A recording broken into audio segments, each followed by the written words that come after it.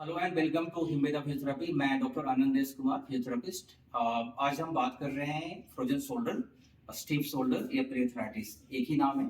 Patient किस तरह से कंप्लेंट करता है, क्या ट्रीटमेंट है उसका, उसके होम रेजिम क्या हो सकते हैं, उसको घर पे क्या बताएंगे, क्लिनिक में वो आएगा तो क्या उसके साथ में क्या क्या ट्रीटमेंट हम प्रोटोकॉल फॉलो करेंगे। बेसिक एक प्रेजेंटेशन है। पेशेंट को काफ़ी तेज पेन होता है और उसका हाथ सर के ऊपर या उसके कमर के पीछे नहीं जाता। ये एक कॉमन प्रेडिक्शन है और साथ साथ में पेशेंट सोते समय काफ़ी सीवियर पेन फील करता है। इसके एटियोलॉजी किस तरह से है, कि किस कारण से होता है, ये अननोन है, लेकिन कॉमनली ये डायबिटिक पेशेंट में बहुत ही कॉमन है और जिनमें हार्मोनल डिस्टर्बेंस होती है उनमें भी ये कॉमन है। फीमेल्स ज़्यादा अफेक्टेड होते हैं मेल से। तो ट्रीटमेंट स्टार्ट करते हैं। आज हमारे पास में मेरा एक फिजियोथेरेपिस्ट है जिसको हमने मॉडल बनाया है। इस पर हम देखेंगे कि पेशेंट को क्या क्या एक फिजियोथेरेपिस्ट करवाता है। सबसे पहले तो अगर एक्यूट केस और सब एक्यूट केस और क्रोनिक स्टेजेस जो होते हैं इसको डिवाइड कर देते हैं कि किसी को कितने समय से तकलीफ है। 1 हफ्ते 2 हफ्ते से तकलीफ है, 2-4 महीने से तकलीफ है, 1 साल से तकलीफ है या बार-बार रिकरेंट हो रही है। कॉमनली पेशेंट आपको हिस्ट्री बता देगा। हिस्ट्री बताने के बाद आप एक रिजल्ट पर आएँगे कि हाँ, इसको हमें किस तरह का ट्रीटमेंट देना है। पेनफुल कंडीशन है तो पेनफुल कंडीशन में कभी भी अ, बहुत ही विगरस मूवमेंट नहीं करना चाहिए क्योंकि पेशेंट टॉलरेट नहीं कर पाता उस मूवमेंट को। सेकंड जो स्टेज है उसमें पेशेंट टॉलरेट कर लेता है मूवमेंट को। तो बड़े आराम से ट्रीटमेंट स्टार्ट करना चाहिए। जो थर्ड स्टेज है वो है कि वो पेन फ्री मूवमेंट वो है, लेकिन रिस्ट्रिक्टेड है। उसका मूवमेंट रिस्ट्रिक्शन में है लेकिन पेन नहीं है। तो उसमें बहुत सारे जो मैनूवर हैं, बहुत सारे एक्सरसाइजेस हैं, वो बड़े आराम से फिजियोथेरेपिस्ट कर देता है। होम रेजिम भी बहुत अच्छे से पेशेंट कर लेगा। तो अक्यूट और सब अक्यूट और क्रोनिक तीनों केसेस के लिए हम आज सीख रहे हैं कैसे करते हैं। अल्ट्रासोनिक आईएफटी और टेंस बहुत इफेक्टिव है। इसमें जो मैं बेसिकली खुद से प्रेफर करता हूँ वो है एमएफआर, मैनुअल फेशियल रिलीज। उसमें आप शोल्डर के अराउंड के सारे फेशियल रिलीज जरूर करें। बहुत ही बेसिक स्ट्रक्चर होता है शोल्डर जॉइंट का, जिसमें एक रोटेटर कफ मसल्स होते हैं। तो रोटेटर कफ के 4 मसल्स होते हैं, चारों मसल्स को अच्छे से रिलीज करना है, स्ट्रेच देना है within the limit of pen.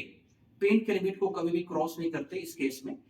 अगर क्रॉस करते हैं तो पेशेंट आपसे करवा नहीं पाएगा, वो आपको बिना बताए हुए ही आपको क्विट कर देगा, चला जाएगा आपके पास से। तो इसलिए पेन को बढ़ाने की कोशिश ना करें। आईएफटी टेंस हाई इंटेंसिटी में देने की जरूरत होती है। पेशेंट अगर बहुत कम टॉलरेट कर रहा है तो उसको बताने की जरूरत है कि इसको आप हाई इंटेंसिटी में क्यों लें, क्योंकि उससे मसल्स और नर्व काफी ओपन हो जाते हैं। ग्लाइडिंग, पैसिव मूवमेंट, मोबिलाइजेशन, ये सब करेंगे। राइट शोल्डर जॉइंट को हम ट्रीट कर रहे हैं। पेशेंट सुपाइन लिंग पोजीशन में होगा, इसमें हम मूवमेंट दे रहे हैं जिसे बोलते हैं पैसिव मूवमेंट। इसमें पेशेंट से कोई भी मूवमेंट करने के लिए ना बोले, अच्छे से होल्ड करें और जितनी फ्री मूवमेंट है उतने फ्री मूवमेंट को आप मूव करें और बीच में ट्रैक्शन दे सकते हैं, मामूली सा ट्रैक्शन दे सकते हैं, फिर से मूव करें। आप देखेंगे कि पेशेंट इजी फील करता है, पेशेंट को काफी कॉन्फिडेंस आ जाता है इसमें। और पेशेंट को सेम मूवमेंट घर में करनी है कि आप दोनों हाथ को पकड़ लें और दोनों हाथ से आराम से हौले हौले करें, लेट कर या बैठ कर, उठकर बैठ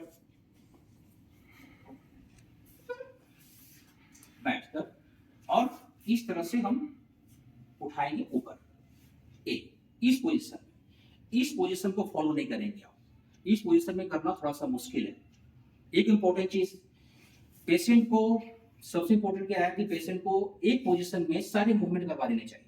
उसको बार बार मूव करने की जरूरत नहीं है कि पहले एक ही मूवमेंट को हमने लेटाकर किया, फिर बैठाकर किया, फिर से लेटा रहे। तो ये बस एक पर्पस है मेरा कि समझ लें, जान लें कि कैसे मूवमेंट होती है, इसलिए मैंने पेशेंट को उठाकर बैठाया। अदरवाइज लेटा हुआ पेशेंट को लेटे रहने दें। सारे मूवमेंट और ग्लाइड्स, ट्रैक्शन, ट्रीटमेंट, आईएफटी हो, टेंस हो, ये सब इसी पोजीशन, लेटे हुए पोजीशन में करनी है। कोई ऐसा मूवमेंट है जो सिटिंग में करनी है तो उसमें आप ये भी सारा कैलकुलेट कर लें कि सिटिंग पोजीशन में ही सारी मूवमेंट हो जाए। अगर स्टैंडिंग में है तो स्टैंडिंग में ही सारी मूवमेंट हो जाए। बहुत सारी चीजें हैं जो अभी सिटिंग में बता रहा हूँ। अभी हमारे पास में शोल्डर एंड व्हील एक्सरसाइजर भी है, उससे भी करेंगे। ठीक है, इस तरह से एक्सरसाइज नहीं करते। ऐसे नहीं करवाना कभी भी नहीं, पेनफुल कंडीशन में। ए फिर फोल्ड करना है, पेशेंट को ऊपर ले जाने के लिए बोलो, नीचे लो। ए इसमें क्या है ना कि आपकी सेंटर ऑफ ग्रेविटी आपके लिम्ब के जो है ना वो आपसे दूर नहीं जाएंगे, पास में होंगे, तो आपको जोर कम लगाना होगा और आपकी ज्वाइंट की मोबिलिटी ज्यादा होगी। यूं अगर आपने यूं सीधा कर दिया तो आपके सेंटर ऑफ ग्रेविटी आपके बॉडी से दूर चली गई, तो आपको ज्यादा जोर लगाना होगा, आपके नेक मसल्स में थकेंगे, पेशेंट कर नहीं पाएगा। इसको यहाँ रखेंगे, अब यूं करने को बोलेंगे और पेशेंट को देखेंगे कि जब ऊपर ले जाओगे तो ऊपर देखोगे, up and down, up and down. ए ठीक है, इसी पोजीशन में 3 मूवमेंट और बता रहा हूं। शोल्डर श्रैगिंग बोलेंगे पेशेंट को, ये करेगा, करो। उसके बाद प्रोट्रैक्शन रिट्रैक्शन, ये भी करेगा। फ्रोजन शोल्डर में तकलीफ तो शोल्डर ज्वाइंट की है, लेकिन पूरा का पूरा शोल्डर गर्डिल ही अफेक्टेड हो जाता है कि आपके शोल्डर ज्वाइंट भी है, स्कैपुला भी और नेक, ये सारे मसल्स एक दूसरे से लिंक्ड होते हैं। ट्रेपीजियस सारे को इन्वॉल्व होता है, आगे upper trapezius, middle and lower trapezius का बड़ा इंपॉर्टेंट रोल होता है। शोल्डर मूवमेंट में रिगेन करने के लिए शोल्डर ज्वाइंट का और स्कैपुला मूवमेंट का बड़ा इंपॉर्टेंट रोल है, क्योंकि ये दोनों ज्वाइंट मिल करके फुल रेंज ऑफ मोशन देते हैं। ऐसा नहीं है कि पूरी की पूरी 180 डिग्री सिर्फ शोल्डर जाती है, शोल्डर एंड स्कैपुला मूवमेंट भी होनी बहुत जरूरी है ना। स्कैपुला का भी रोटेशन होता है तो शोल्डर ज्वाइंट ऊपर जाती है, ठीक है। और उसके बाद अगर पेशेंट 1-2 हफ्ते के बाद काफी ठीक हो गया तो उसको आप स्ट्रेंथनिंग एक्सरसाइज बता सकते हैं, ठीक है, कि 1 kg का वजन लेकर के भी आप अपने आप को, हाथ को ऊपर और नीचे कर सकते हैं, ठीक है। अभी लेट जाओ फिर से,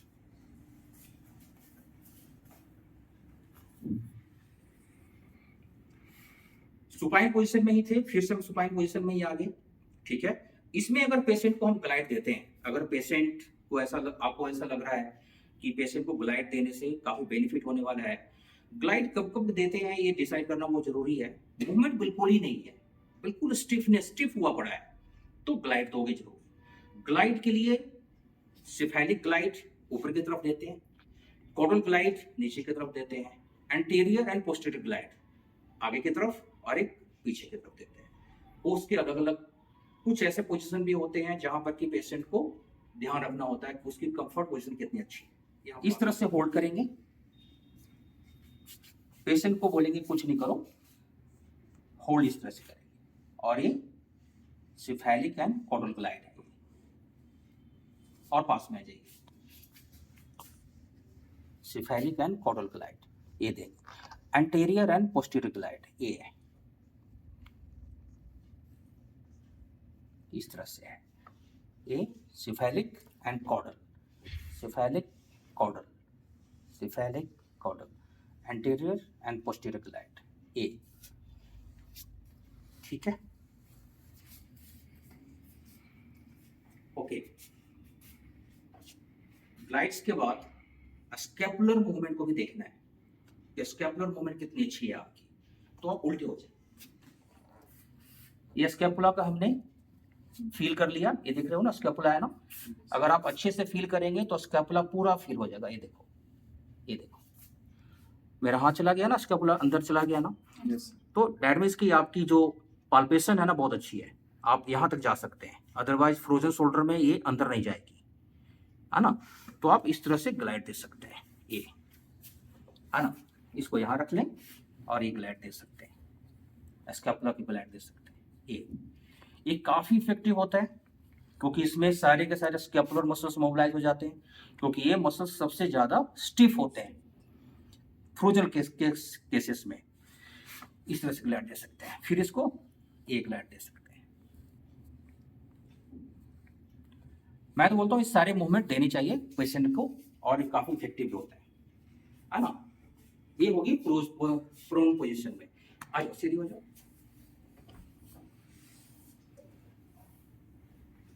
अब इसमें हम दे सकते हैं ट्रैक्शन, रिलैक्स कर दो, कुछ भी नहीं करनी है, कुछ भी नहीं करनी है, इस तरह से होल्ड करेंगे और ये ट्रैक्शन देंगे। स्टार्ट करेंगे बहुत स्लोली, पास में जाइए, बहुत स्लोली स्टार्ट करेंगे, फॉर्मली सपोर्ट करेंगे, नहीं ज्यादा जोर से पकड़ेंगे, नहीं लूज से पकड़ेंगे, ऐसा पकड़ेंगे पेशेंट को इजी फील हो। ये मूवमेंट, ये पूरी ग्लाइड और ट्रैक्शन, है ना।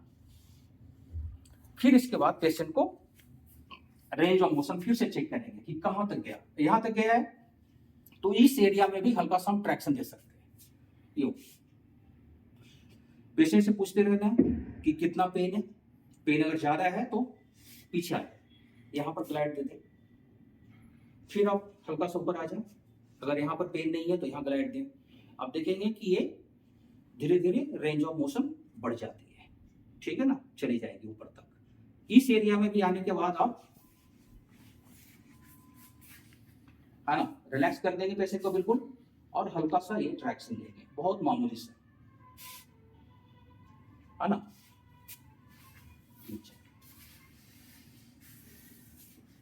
टेंस लगा सकते हैं, अल्ट्रासोनिक लगा सकते हैं, ठीक है, और इसका यूज काफी ज्यादा है। ड्राई नीडलिंग और कपिंग का भी यूज कर सकते हैं, लेकिन उससे कॉम्बिनेशन ऑफ फिजियोथेरेपी में करनी है, मतलब फिजियोथेरेपी देने के साथ में करनी है। ऐसा नहीं कि आप कपिंग पर ही भरोसा कर लो कि उससे पेशेंट ठीक हो जाएगा, ये संभव नहीं है। ड्राई नीडलिंग पर ही भरोसा कर लो कि ये पेशेंट ठीक हो जाएगा, ये भी संभव नहीं है। तो आप जब भी कपिंग और ड्राई नीडलिंग करोगे तो वो एसोसिएशन विद फिजियोथेरेपी, है ना। कुछ एक्सरसाइजेज हैं जो बहुत जरूरी है। आइए एक्सरसाइजेज, पेंडुलम एक्सरसाइजेज है जो पेशेंट को घर पे बताना है, वो बहुत जरूरी है उसके लिए, ठीक है। जिस एरिया, जिस शोल्डर में अफेक्टेड है उसका कोई साइड से सपोर्ट करने के लिए बोलोगे, और सपोर्ट कर लिया, और उसको स्विंग मूवमेंट करने के लिए बोलेंगे, जोर नहीं लगेगी, आगे पीछे साइड बाय साइड रोटेट करने के लिए बोलेंगे। मर्जी है तो 1 kg का एक वजन हाथ में दे दो, या फिर कफ वाली जो वेट्स होती है 1 kg वो दे दो, दैट इज मोस्ट इफेक्टिव। उससे क्या है ना, हल्का सा ट्रैक्शन आ जाती है शोल्डर में, तो शोल्डर जॉइंट अप्रोच कम होती है, वो थोड़ा सा ट्रैक्शन में आता है, तो फिर पेन कम होगी, तो आप ये मूवमेंट कर सकते हैं, ठीक है। वाइट बॉल राइडर है, अब वहां पर एक बेसिकली बहुत ही पुरानी मूवमेंट है, इसमें थोड़ी सी जोर जबरदस्ती हो जाती है, कभी भी इसमें जोर नहीं लगाना चाहिए। अगर आपकी पेनफुल कंडीशन है तो आप वॉल पर धीरे धीरे जाए, आप धीरे धीरे यहाँ पर जाकर के रोक ले, कभी भी इसमें जोर ना लगाएं कि मुझे बिल्कुल ऊपर तक जाए, क्योंकि काफी पेनफुल होता है। शोल्डर एंड नीड्स बहुत जरूरी है। जैसे एक एक्सरसाइज है, ये बहुत इफेक्टिव है, इसको क्लॉकवाइज और एंटी क्लॉकवाइज ये जरूर करवाएं, और ये मिनिमम 100, 200, 300 रेपिटेशन करवाएं, ये बहुत जरूरी है। सबसे इंपॉर्टेंट जो पेशेंट के लिए है वो क्या है, पेशेंट हमारे पास में बहुत लंबे समय तक तो आएगा नहीं, किसी को समय की दिक्कत, किसी को पैसे की दिक्कत, हमें सबको ख्याल रखना है। जिसके पास में समय कम है उसको भी ख्याल रखना है, जिसके पास पैसे की कमी है उसको भी ख्याल रखना है, क्योंकि आप अगर 2 महीने तक, महीने बिना ये महीने 2 महीने के ठीक नहीं होता, पेशेंट को साफ साफ बता दें कि ये 10 दिन 15 दिन में ठीक नहीं होता। अगर एक स्टेज है कॉमनली ये 3 महीने तक चला जाता है, आज अगर आपको फ्रोजन शोल्डर हुई है, डेवलप हुआ है, सिम्टम दिख रहा है, तो ये लगभग 3 महीने होते होते ही ठीक होगा, 10 दिन 15 दिन में बिल्कुल ठीक नहीं होता, एक्सेप्शन हो सकती है। तो पेशेंट को बता दें कि हम 15 से 20 दिन में इसको एक लेवल तक ठीक कर देंगे, फिर आपको अपने घर में इसको रिजीम को फॉलो करना है। कुछ लोगों का बोलना है कि सर हम आपके पास ही करेंगे, तो मोस्ट वेलकम, आप आए, सारे एक्सरसाइजेस करें। विशेष ध्यान देना होता है ऐसे पेशेंट को, क्योंकि ऐसे पेशेंट रिगेन करते होते हैं। एक बड़ा इंपॉर्टेंट चीज ये है, हमारे पास में कम से कम अभी 3 पेशेंट आ रहे हैं हिमेडा फिजियोथेरेपी में, उसमें से एक ऐसा पेशेंट है जो अभी गया है, जो फीमेल है, उनको हम लगभग 1 महीने से देख रहे हैं, और इनका ये केस पुराना है लगभग 2 साल। तो अभी इन्होंने लोकल इन्फिल्ट्रेशन करवाया, और मैंने ही इनको बोला कि आप लोकल इन्फिल्ट्रेशन करवा करके आओ मेरे पास में। तो जो भी ये वीडियो देख रहे हैं पेशेंट जिन्होंने लोकल इन्फिल्ट्रेशन करवाया है, और उसके बाद उनके डॉक्टर ने बोला है कि फिजियोथेरेपी की कोई जरूरत नहीं है, तो मैं इसमें नहीं बोलूंगा कि उन्होंने बोल दिया तो ये बहुत सच है, लेकिन आपको फिजियोथेरेपी बेसिकली करवानी चाहिए, अपने लिए जरूर करवानी चाहिए, उसमें पावर लाने के लिए, दोबारा से ना हो, और फुली रिगेन हो जाए मूवमेंट आपका। क्योंकि इंजेक्शन लेने के बाद पेन तो कम हो जाएगी, लेकिन ROM जो है ना, जॉइंट रेंज ऑफ मोशन है, वो बढ़ेगी नहीं, पूरी कंप्लीट नहीं होगी, और आप धीरे धीरे उम्र में बड़े होंगे, पावर कमेगी, तो ये चीजें बढ़ सकती है और रिकरेंट भी हो सकती है। इसलिए जरूरी है कि आप फिजियोथेरेपिस्ट को अप्रोच करें और अच्छे से ट्रीटमेंट लें।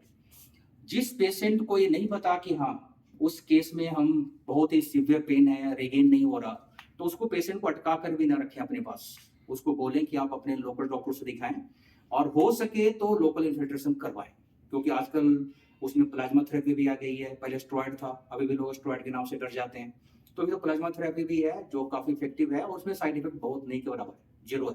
लेकिन उसके लगाने के बाद, करवाने के बाद जरूर थेरेपिस्ट से मिलें या फिजियोथेरेपिस्ट से मिलें और पूरी की पूरी सेशन लें, क्योंकि तभी आपको महीना 2 महीने लग जाएगा, लेकिन उसमें रिगेन होने के बाद चांसेस कम है कि वो रिकरेंस हो और वो फिर से दोबारा हो जाए। आपको वीडियो अच्छा लगा होगा तो जरूर सब्सक्राइब करें और जरूर क्वेश्चन पूछने हैं तो हिमेश फिजियोथेरेपी पर जरूर क्वेश्चन पूछें इसके रिगार्डिंग में। Thank you very much.